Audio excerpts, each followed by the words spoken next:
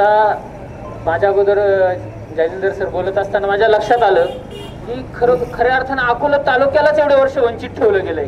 त्यामुळे वंचितांची लढाई म्हणजे अख्ख्या अकोले तालुक्याची लढाई झाली. दोन घराण्यांच्या पलीकडे इथली खासदारकीच कधी जात नव्हती. आरक्षण आल्यानंतरही आजही लढाई नावाला दुसरे समोर डमी कोणीही दिसले तरी त्या दोन घराण्यांमध्येच असते. त्याला बोके कोण काय काय म्हणतात त्यांचं म्हणणं की आपल्याला वैयक्तिक कुणावर टीका नाही करायची, आपल्याला विकासाची चर्चा करायची, विकासाच्या मुद्द्यांवर बोलायचं. त्यामुळे ते टाळावं लागतं, नाही तर बोलण्यासारखं खूप आहे. बऱ्याच जणांना प्रश्न पडतो की मराठा समाजाची पोरं उलट इलेक्शन आलं जायला पाहिजे, म्हणायला पाहिजे आम्ही पाठिंबा देतो ताई आम्हाला काय भेटेल. तीच प्रथा सगळीकडे असते इलेक्शन आल्यावरती. हे पोरं एकत्र येतात आणि हे स्वतःच म्हणतात की आम्ही तुम्हाला मदत करतो. काय कारण असावं? कारण की मी गेल्या 10 ते 15 वर्षापासून सार्वजनिक जीवनात काम करतो. छात्र भारती सारख्या विद्यार्थी संघटनेचा अध्यक्ष राहिलोय. हे सगळं काम करत असताना मी जवळून बहुजन शिक्षण संघाचं काम बघत आलोय. या तालुक्यांमधले आपल्या जिल्ह्यातले प्रस्थापित संस्था चालक आपल्याच तालुक्यातल्या आपल्याच मतदारसंघातल्या पाल्यांना लुटत असताना, पोरांना लुटत असताना, स्वतःचे खिसे भरत असताना ताईंची संस्था गोरगरीब पोरांसाठी शाळा चालवत होती, मोफत हॉस्टेल्स चालवत होती. ज्या ओपन कॅटेगरीच्या पोरांना हॉस्टेलला प्रवेशाची काही सोय नसते त्या पोरांना स्वतःच्या खिशातले पैसे खर्च घालून शिकवत होत्या. हे कोणाला माहीत नसतं. त्यामुळे त्यांना वाटतं की काय हे सोबत आहेत. हे माहीत झालं तर त्यांना कळेल की का मराठा समाज सोबत आहे. मी कालपासून ताईंसोबत फिरतोय. राहता तालुक्यात काल मी बघितलं दिवसभर की गावागावात मराठा समाजाचे लोक येत आहेत.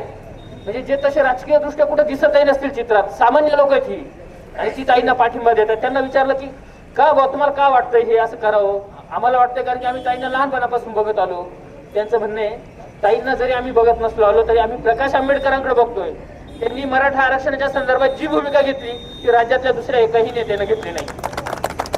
त्यांनी स्पष्ट सांगितलं की मराठ्यांना आरक्षण मिळालंच पाहिजे, मी त्या बाजूचा आहे आणि त्याचा फॉर्म्युला माझ्याकडे आहे. सत्तेत आलो की मी नक्की मराठ्यांना आरक्षण देणार. याच्याही पलीकडची अजून कारण अशी आहेत की आपल्याला हे माहित असतं की प्रकाश आंबेडकर साहेबांनी काय भूमिका घेतली, परंतु आपल्याला हे माहित नसतं की उत्कर्षात ताईंनी काय भूमिका घेतली. ज्यावेळी मराठा आंदोलन सुरू होतं ताई स्वतः मराठा आंदोलनाच्या उपोषण स्थळी आल्या, उपोषणात सहभाग नोंदवला. नुसता पाठिंबा नाही दिला तर स्वतः बसल्या आणि सांगितलं की हे आरक्षण मिळालं पाहिजे. शेतकरी समाजाचे वेगळे प्रश्न आहेत, गंभीर प्रश्न आहेत. मराठा समाज हा शेतकरी समाज आहे.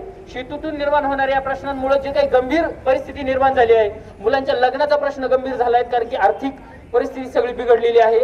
जर आरक्षण मिळालं तर किमान काहीतरी आधार या समाजाला मिळेल, या समाजातल्या गोरगरीब पोरांना संधी मिळेल पुढे यायची. जे गरजवंत मराठा आहेत जरांगे पाटलांच्या भाषेत त्यांना संधी मिळेल. आणि दुसरा सर्वात महत्वाचा मुद्दा म्हणजे ताईंनी जरांगे पाटील आजारी असताना त्यांना भेट दिली आणि त्यांच्या तब्येतीसाठी शुभकामना व्यक्त केल्या. त्यावेळेस जरांगे पाटील जे म्हणाले ते फार महत्वाचं होतं. म्हणजे जरांगे पाटलांनी शाहू महाराज आणि आंबेडकरांना पाठिंबा दिला अकोल्यात आणि कोल्हापूरमध्ये. त्यांनी हेही सांगितलं की आपापल्या मतदारसंघात, नाव त्यांनी सांगितलं नाही पण आपापल्या मतदारसंघात जो सुशिक्षित उमेदवार असेल, जो मराठा आरक्षणाच्या बाजूचा असेल त्याच्यासोबत ताकदीने राहा. उरलेल्या दोघांनी मराठा आरक्षणासंदर्भात काही भूमिका घेतली असेल तुम्ही सांगावं मला. आणि ती स्कीम लागू 1000 रुपये बक्षीस जर त्यांनी काही दाखवलं असेल आणि सांगितलं असेल की आम्ही या बाजूचे आहोत.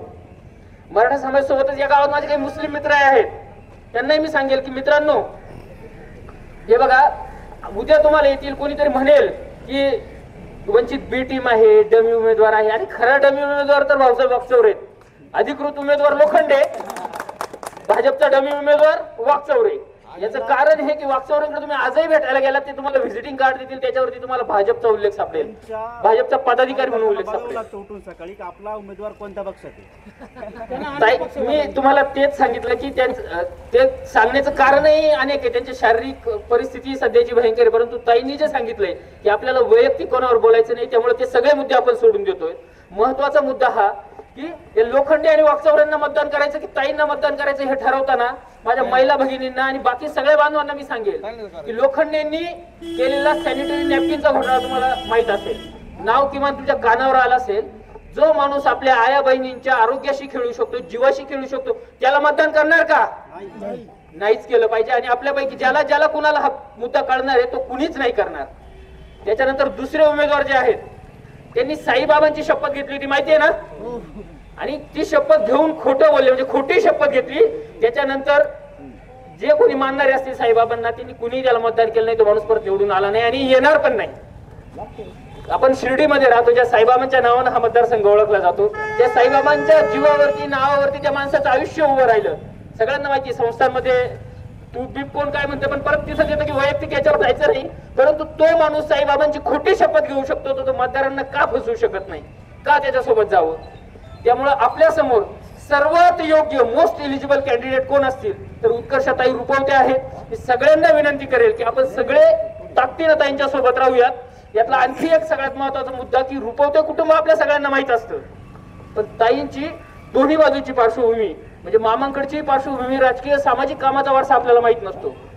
होऊन गेले त्यांचे पंजोबा धनाजी नाना आपल्यापैकी बहुतेकांना माहित असेल, राष्ट्र सेवा दल नावाची संघटना, त्या संघटनेचे संस्थापक राहिलेत.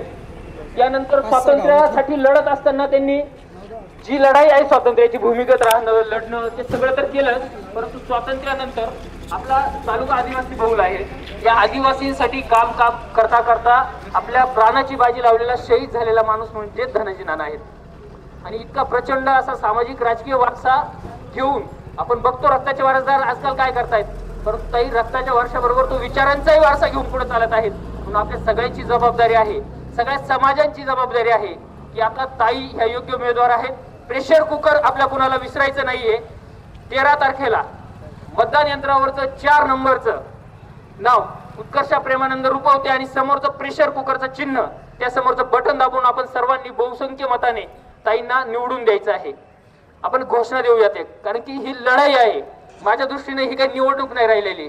लढेंगे जितेंगे, लढेंगे.